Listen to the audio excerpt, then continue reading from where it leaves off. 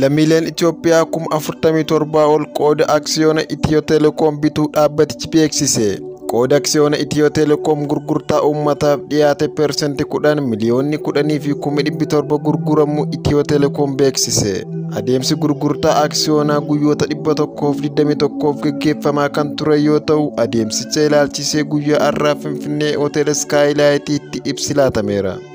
Hojii gaggeessituun dhaabbatichaa Fireewoot Taammiruu sagantaa kanarratti ibsa dhiyeessaniin lammiileen Itoophiyaa 47,377 aksiyoona bituun irratti hirmaachuu eeraniiru. Adeemsa kanaan maallaqni kaffalame birrii biliyoona 3 fi miliyoona 200 sassaabamuu fi qooqni aksiyoona miliyoonii 10,700 gurguramuun ibsameera. Gurgurtaan aksiyoonaa kun abbaa taayitaa gabaa kapitaalaa Itoophiyaatiin raggaasifamuu akka qabu hojii gaggeessituun dhaabbatichaa ibsaniiru.